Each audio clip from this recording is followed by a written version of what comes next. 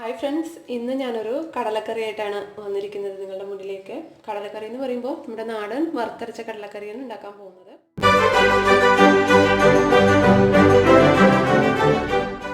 അപ്പോൾ അതിന് വേണ്ടിയിട്ട് ഞാനിവിടെ നമ്മുടെ കറുത്ത കടല ഉണ്ടല്ലോ, അത് ഒരു 6-7 മണിക്കൂർ കുതിർത്ത് വെച്ചതാണിത്. ഞാനിത് ഏകദേശം ഒരു 3/4 കപ്പോളം എടുത്തിട്ടുണ്ട്. കയ്യിലാണ് എടുത്തത്. ഏകദേശം ഒരു 2.5-3 പിടി കടല ഉണ്ടാവും. അപ്പോൾ അത് കുതിർത്ത് വെച്ചപ്പോൾ അതാ ഇത്രയും കിട്ടി. പിന്നെ എടുത്തിട്ടുള്ളത് തേങ്ങയാണ്. തേങ്ങ ചിരകിയത് ഏകദേശം 1 കപ്പ് തേങ്ങ ചിരകിയത് ഞാൻ എടുത്തിട്ടുണ്ട്. പിന്നെ ഇതൊക്കെയാണ് ഇൻഗ്രീഡിയൻസ്. അതിൽ ഞാൻ 1 തക്കാളി ഇതുപോലെ ചെറുതായിട്ട് കട്ട് ചെയ്തിട്ടുണ്ട്. പിന്നെ ഏകദേശം ഒരു 3-4 ചെറിയുള്ളി ഇതുപോലെ നെടുകെ കീറിയതാണ്, ഒരു 3-4 എടുത്തിട്ടുണ്ട്. പിന്നെ ഒരു സവോള നല്ലതായിട്ട് നേർത്തതായിട്ട് കട്ട് ചെയ്യുക കേട്ടോ. സവോള കട്ട് ചെയ്തിട്ടുണ്ട്. പിന്നെ ഏകദേശം ഒരു 2 അല്ലി വെളുത്തുള്ളി, ഒരു ചെറിയ കഷ്ണം ഇഞ്ചി, ചെറിയൊരു കഷ്ണം മതി കേട്ടോ, ചെറിയ കഷ്ണം ഇഞ്ചി. വെളുത്തുള്ളി ഇഞ്ചി ചെറിയ അളവിൽ തന്നെ എടുക്കാം കേട്ടോ, ഒരുപാട് എടുക്കരുത്. പിന്നെ ഒരു പച്ചമുളക് എരിവിനനുസരിച്ചിട്ട് നിങ്ങൾക്ക് അഡ്ജസ്റ്റ് ചെയ്ത് കൊടുക്കാം. പിന്നെ കുറച്ച് കറിവേപ്പില. അപ്പോൾ ഇത്രയാണ് നമ്മുടെ ഇൻഗ്രീഡിയൻസ്.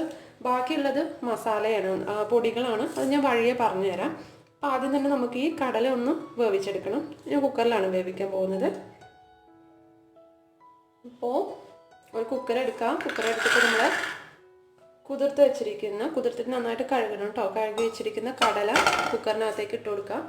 എന്നിട്ട് വെള്ളം ഒഴിച്ചു കൊടുക്കാം. വെള്ളം നമ്മുടെ കടല ഒന്ന് മുങ്ങി നിൽക്കാൻ ആവശ്യത്തിന് വെള്ളം ഒഴിച്ചു കൊടുക്കാം. നമുക്ക് വേണമെന്നുണ്ടെങ്കിൽ പിന്നീട് വെള്ളം ഒഴിച്ചിട്ട് അഡ്ജസ്റ്റ് ചെയ്യാവുന്നതാണ്. ഇതിൻ്റെ കൂടെ തന്നെ കുറച്ച് ഉപ്പും കൂടെ ചേർത്ത് കൊടുക്കാം.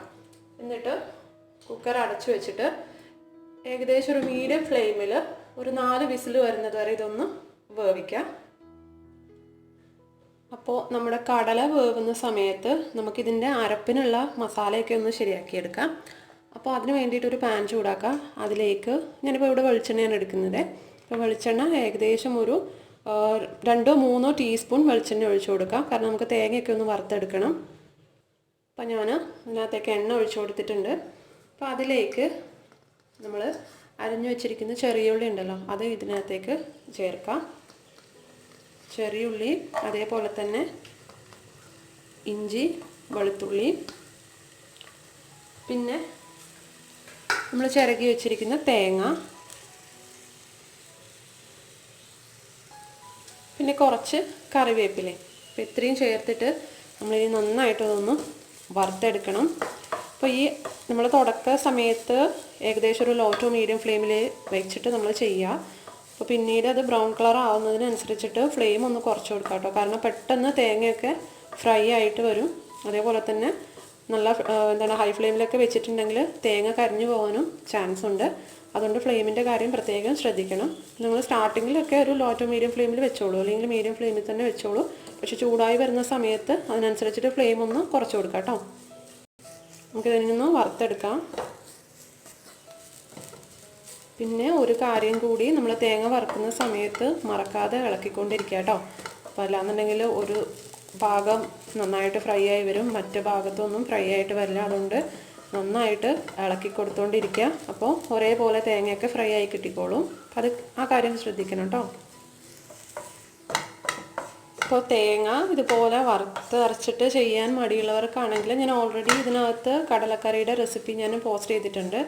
തേങ്ങ ചേർത്തിട്ടുള്ളത് തന്നെ എന്നാൽ വറുത്തരക്കാത്ത രീതിയിലുള്ള ഒരു കടലക്കറിയുടെ റെസിപ്പി ഞാൻ ഓൾറെഡി ഇതിനകത്ത് പോസ്റ്റ് ചെയ്തിട്ടുണ്ട്. അപ്പോൾ താല്പര്യമുള്ളവർക്ക് കാണാം. അതേപോലെ തന്നെ ചപ്പാത്തിക്കൊക്കെ കഴിക്കാൻ പറ്റുന്ന രീതിയിൽ നല്ല തിക്കായിട്ടുള്ള ഗ്രേവി ഉള്ള ഒരു കടലക്കറിയുടെ റെസിപ്പിയും ഞാൻ ഇട്ടിട്ടുണ്ട്. അപ്പോൾ അത് ചെക്ക് ചെയ്ത് നോക്കാം കേട്ടോ. അതിനകത്ത് തേങ്ങ ഇല്ലാതെയാണ് ചെയ്തിട്ടുള്ളത്. അപ്പോൾ താല്പര്യമുള്ളവർക്ക് അതും കൂടെ ചെക്ക് ചെയ്ത് നോക്കാം. ഇത് ഒരു നാടൻ രീതിയിൽ വറുത്തരച്ചിട്ടുള്ളൊരു കടലക്കറിയാണ്. ഇതുപോലെ ബ്രൗൺ കളർ ആകുമ്പോൾ ഫ്ലെയിം ഒന്ന് കുറച്ച് വെക്കാം കേട്ടോ. അതിന് പെട്ടെന്ന് തേങ്ങയുടെ കളറൊക്കെ മാറും. അപ്പോൾ അതുകൊണ്ട് ശ്രദ്ധിച്ചിട്ട് ചെയ്യാം കേട്ടോ. അപ്പോൾ ഇത് തേങ്ങ ഏകദേശം ഒന്ന് ബ്രൗൺ കളറായി വന്നിട്ടുണ്ട്. അപ്പോൾ ഇത് പോരാ, ഇനിയും കുറച്ച് നേരം കൂടെ നമ്മൾ ഫ്രൈ ചെയ്തെടുക്കണം. പക്ഷേ ആ ഗ്യാപ്പിൽ നമുക്ക് ഇതിനകത്ത് പൊടികളൊന്ന് ചേർത്ത് കൊടുക്കാം. അപ്പോൾ നിങ്ങൾക്ക് ഇങ്ങനെ പറ്റില്ല എന്നുണ്ടെങ്കിൽ, കോൺഫിഡൻസ് ഇല്ലയെന്നുണ്ടെങ്കിൽ തേങ്ങ ഫുള്ളായിട്ട് വറുത്തതിന് ശേഷം നമ്മളൊരു പാത്രത്തിലേക്ക് മാറ്റാം. അതിനുശേഷം പൊടികൾ സെപ്പറേറ്റ് ആയിട്ട് വറുത്താൽ മതിയാവും. അപ്പോൾ ഞാൻ എന്തായാലും ഇതിനകത്തേക്ക് തന്നെ പൊടികൾ ചേർക്കാൻ പോവുകയാണ്. അപ്പോൾ ഏകദേശം 2 സ്പൂണ് മല്ലിപ്പൊടി ചേർക്കണം. 2 ടീസ്പൂണ് മല്ലിപ്പൊടി. അതേപോലെ മുളക് പൊടിയുടെ അളവ് നിങ്ങളുടെ എരിവിനനുസരിച്ചിട്ടൊന്ന് വ്യത്യാസം വരുത്തണം കേട്ടോ. ഏകദേശം ഞാനൊരു 1/2 സ്പൂണ് കശ്മീരി മുളക് പൊടി, 1/2 സ്പൂണ് നല്ല എരിവുള്ള മുളക് പൊടിയും ചേർക്കുവാണ്. അപ്പം നമ്മുടെ കടലയും സൈഡിൽ വെന്ത് വരുന്നുണ്ട്. ഇതെല്ലാം കൂടി ഒന്ന് മിക്സ് ചെയ്ത് കൊടുക്കുക. ഇതിൻ്റെ കൂടെ ഏകദേശം ഒരു 1/4 മുതൽ 1/2 ടീസ്പൂൺ വരെ മഞ്ഞൾപ്പൊടിയും കൂടെ ചേർക്കുക. എന്നിട്ട് നന്നായിട്ടൊന്ന് ഫ്രൈ ചെയ്തെടുക്കുക. അപ്പോൾ ഈ പൊടികളുടെ പച്ചമണമൊക്കെ ഒന്ന് മാറണം. ഇപ്പോൾ പൊടികളൊന്ന് റെഡിയായി കിട്ടാൻ വേണ്ടിയിട്ട് ഏകദേശം 1-2 മിനിറ്റ് എടുക്കുകയുള്ളൂ. അതിനനുസരിച്ചിട്ട് വേണം നിങ്ങൾ പൊടികൾ ചേർത്ത് കൊടുക്കാൻ. അതായത് തേങ്ങ എത്രത്തോളം ബ്രൗൺ ആവുന്നത് നിങ്ങൾ ശ്രദ്ധിക്കണം. ഒരുപാട് ബ്രൗൺ കളർ ആയിട്ടുണ്ടെങ്കിൽ വേറെ പാത്രത്തിലേക്ക് മാറ്റിയിട്ട് പൊടികൾ ചേർക്കുന്നതാണ് നല്ലത്. അതായത് പൊടികൾ സെപ്പറേറ്റ് ആയിട്ടൊന്ന് ഫ്രൈ ചെയ്തെടുക്കുന്നതാണ് നല്ലത്. നമുക്ക് കോൺഫിഡൻസ് ഉണ്ടെങ്കിൽ മാത്രം ഇങ്ങനെ ചെയ്യുക, അല്ലാന്നുണ്ടെങ്കിൽ രണ്ടും സെപ്പറേറ്റ് ആയിട്ട് ചെയ്യാം. ഒന്നിത് ഫ്രൈ ചെയ്തെടുക്കാം. അപ്പോൾ ഇത് നമ്മുടെ പൊടികളൊക്കെ നന്നായിട്ട് ഫ്രൈ ആയിട്ട് നല്ല മണം വരാൻ തുടങ്ങി. അപ്പോൾ നമുക്ക് ഫ്ലെയിം ഓഫ് ചെയ്യാം. ഇനി ഈ പാത്രത്തിൽ വെക്കരുത്, വേറൊരു പാത്രത്തിലേക്ക് മാറ്റാം കേട്ടോ. ഇല്ലാന്നുണ്ടെങ്കിൽ തേങ്ങയൊക്കെ കരിഞ്ഞു പോകും. അതുകൊണ്ട് വേറൊരു പാത്രത്തിൽ തണുക്കാൻ വേണ്ടി മാറ്റി വയ്ക്കാം. അപ്പോൾ അരപ്പും റെഡി ആയിട്ടുണ്ട്. സൈഡിൽ കടലയും വെന്ത് വന്നിട്ടുണ്ട്. പിന്നെ നമുക്കിത് ഉണ്ടാക്കാൻ തുടങ്ങാം. അപ്പോൾ അതിന് വേണ്ടിയിട്ട് ഒരു കടായി അല്ലെങ്കിൽ ഒരു പാത്രം എടുക്കുക. നല്ല കട്ടിയുള്ള ഒരു പാത്രം എടുക്കുക കേട്ടോ. അടി കട്ടിയുള്ള പാത്രം എടുക്കുക.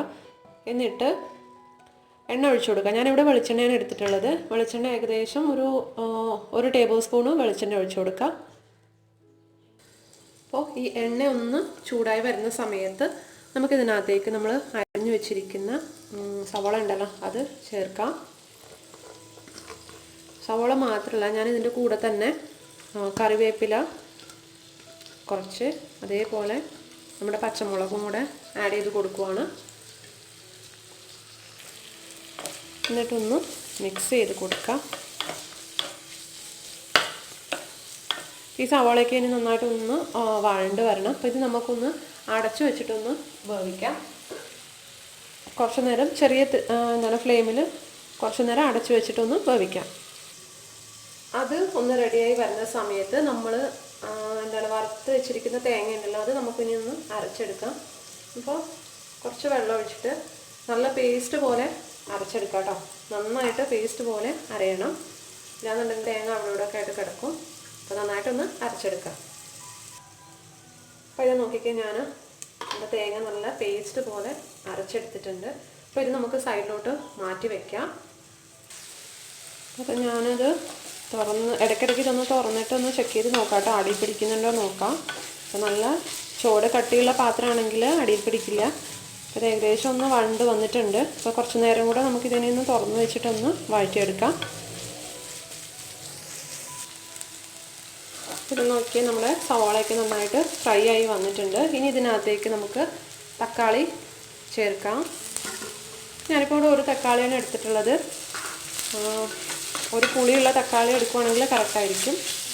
അപ്പോൾ ഇതും കൂടെ ചേർത്തിട്ട് നന്നായിട്ടൊന്ന് വഴറ്റിയെടുക്കണം. ആ തക്കാളി ഒന്ന് വെന്ത് കിട്ടണം. അതിന് വേണ്ടിയിട്ട് നമുക്കിതൊന്ന് അടച്ചു വെച്ചിട്ടൊന്ന് വേവിക്കാം. അപ്പോൾ അത് നമ്മുടെ തക്കാളിയും നന്നായിട്ട് വെന്ത് വന്നിട്ടുണ്ട്. ഒരുപാടങ്ങ് ഉടയ്ക്കേണ്ട ആവശ്യമില്ല. ജസ്റ്റ് അതിൻ്റെ ഒരു പച്ചമണമൊക്കെ ഒന്ന് മാറിയിട്ട് വെന്ത് വന്നാൽ മതിയാവും. പച്ചമണം മാറാൻ പ്രത്യേകം ശ്രദ്ധിക്കണം കേട്ടോ. ഇല്ലാന്നുണ്ടെങ്കിൽ നമ്മൾ കറി വയ്ക്കുന്ന സമയത്തൊരു ടേസ്റ്റ് കാണില്ല. അപ്പോൾ ഇനി ഇതിനകത്തേക്ക് നമ്മൾ ചേർക്കേണ്ടത് നമ്മൾ വേവിച്ച് വെച്ചിരിക്കുന്ന കടലയുണ്ടല്ലോ അത് ഇതിനകത്തേക്ക് ആഡ് ചെയ്ത് കൊടുക്കാം. അപ്പോൾ അതിൻ്റെ വെള്ളം ഉണ്ടെങ്കിൽ അതിനോട് കൂടി തന്നെ നമ്മൾ കടല ഇട്ട് കൊടുക്കുക കേട്ടോ, വെള്ളത്തോടെ തന്നെ. ഇതിനകത്ത് ഇപ്പോൾ വെള്ളം കുറവാണ്. അപ്പോൾ ഞാനത് അരപ്പ് ചേർക്കുന്ന സമയത്ത് അഡ്ജസ്റ്റ് ചെയ്ത് കൊടുക്കാം. അപ്പോൾ നിങ്ങൾ എക്സ്ട്രാ അധികം വെള്ളം ഉണ്ടെങ്കിൽ സാരമില്ല, ഒഴിച്ചു കൊടുക്കാം. നമുക്ക് അതിനനുസരിച്ചിട്ടൊന്ന് അഡ്ജസ്റ്റ് ചെയ്ത് കൊടുത്താൽ മതി പിന്നീട്. പിന്നെ ഇതിനകത്തേക്ക് നമുക്ക് അരപ്പും കൂടെ ഒന്ന് ചേർക്കാം.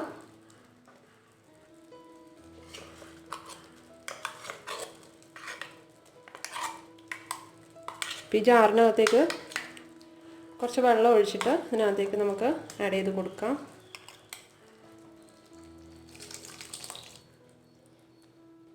അപ്പോൾ ഈ സമയത്ത് നിങ്ങൾക്ക് കറിക്ക് എത്രത്തോളം തിക്നെസ് വേണമെന്നുള്ളത് ഒന്ന് അഡ്ജസ്റ്റ് ചെയ്ത് കൊടുക്കണം. അപ്പോൾ വെള്ളം കുറവാണെന്ന് തോന്നുന്നുണ്ടെങ്കിൽ വെള്ളം ആഡ് ചെയ്ത് കൊടുക്കാം. അപ്പോൾ വെള്ളം നിങ്ങൾ കടല വേവിക്കുന്ന സമയത്ത് അധികം ആയിട്ടുണ്ടെങ്കിൽ ഈ സമയത്ത് അധികം വെള്ളം ഒഴിക്കരുത് കേട്ടോ. അപ്പോൾ ഇത് കുറച്ചും കൂടെ ഞാൻ ഇതിനകത്തേക്ക് വെള്ളം ഒഴിച്ച് കൊടുക്കുവാണ്. കാരണം അതൊന്ന് തിളച്ച് വരുന്ന സമയത്ത് ഒന്ന് ചെറുതായിട്ടൊന്ന് കുറുക്കും. അപ്പോൾ അതിനനുസരിച്ചിട്ട് വേണം നിങ്ങൾ വെള്ളം ഇപ്പം ആഡ് ചെയ്യാൻ വേണ്ടിയിട്ട്.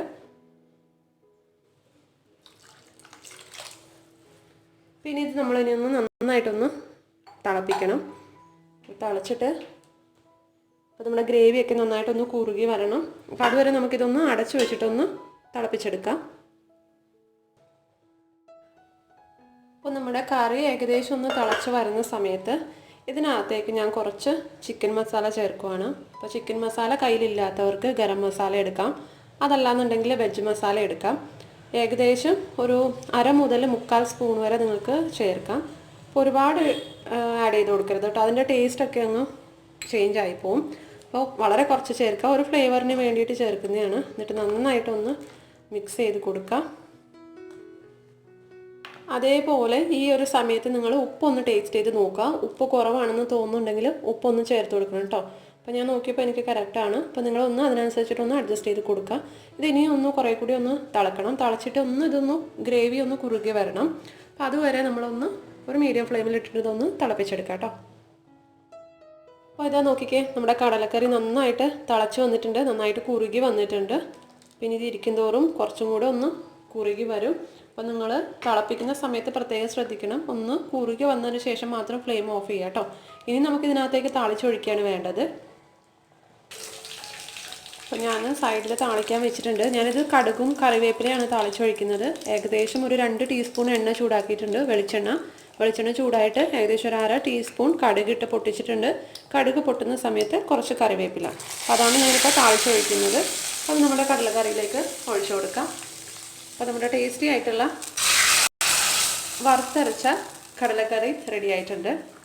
അപ്പോൾ ഇതെല്ലാവരും ഒന്ന് ട്രൈ ചെയ്ത് നോക്കാം കേട്ടോ. അപ്പോൾ ഇത് പുട്ടിൻ്റെ കൂടെയും ദോശ, എല്ലാത്തിൻ്റെ കൂടെ നല്ലൊരു കോമ്പിനേഷനാണ്. അപ്പത്തിൻ്റെ കൂടെയൊക്കെ നല്ല ടേസ്റ്റാണ്.